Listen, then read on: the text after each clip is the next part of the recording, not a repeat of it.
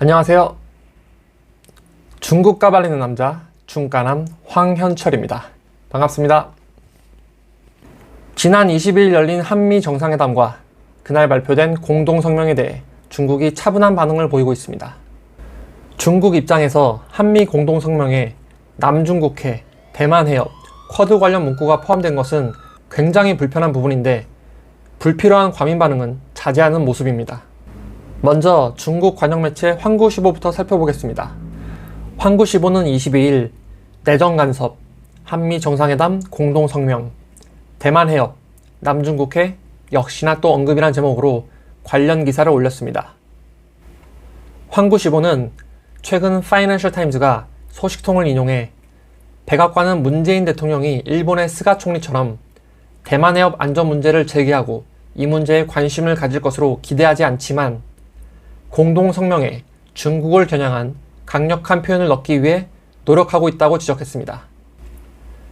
이어 문 대통령은 베이징의 강한 반발을 부를 수 있는 표현을 공동성명에 넣는 것을 꺼리고 있다면서 한미 정상회담 전에 열린 미일 정상회담 및 공동성명을 언급하며 간접적으로 불만을 드러냈습니다. 황구시보는 민족주의 성향과 선동적인 기사로 유명합니다. 기사 제목은 강했지만 내용이 이 정도 수준이면 비판을 최대한 자제한 것으로 볼 수 있습니다. 다음으로 중국 국가통신사 신화사의 관련 보도를 살펴보겠습니다. 신화사는 대만 해협과 남중국해, 쿼드 내용은 다루지도 않았습니다.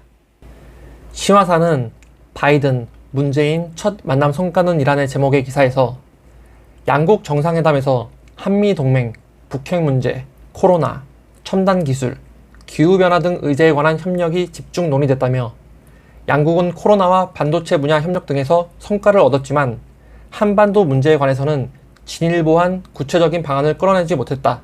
양국이 온도차를 보였다고 지적했습니다. 그러면서 동맹관계 재확인, 한반도 문제 온도차, 백신 반도체 주고받기 등 세 가지 내용을 중심으로 한미 정상회담을 평가했습니다. 중국 신문망을 보겠습니다. 중국 신문망도 바이든 문재인 정상회담, 양국 북한과 대화원회 라는 제목으로 관련 소식을 다뤘습니다. 역시나 대만 해협, 남중국해, 쿼드 내용은 기사에서 다루지 않았습니다. 그리고 중국 외교부도 별도의 입장을 내놓지 않고 있습니다.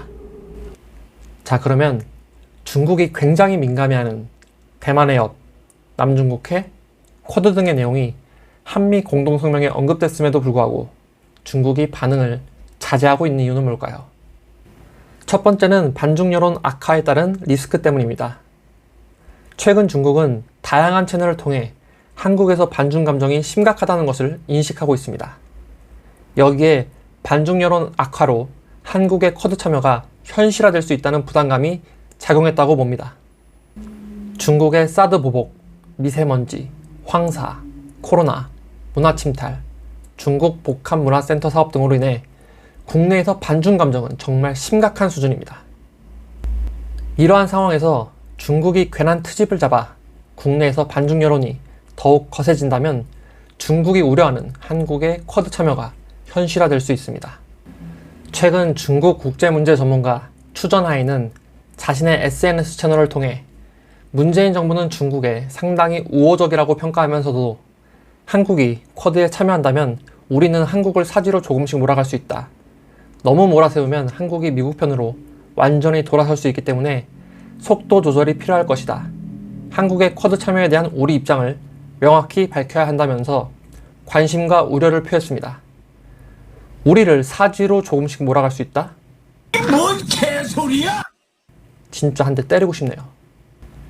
최근 미국이 인권을 내세워 동맹국을 중심으로 중국을 전방위적으로 압박하고 있는 상황에서 우리가 쿼드에 참여한다면 중국은 외교적으로 더욱 고립될 수밖에 없습니다. 이번 한미 공동성명에서 양국이 쿼드 등 개방적이고 투명하며 포용적인 지역 다자주의의 중요성을 인식했다고 했지만 이 문구가 확실한 쿼드 참여 의사로 읽히지는 않습니다.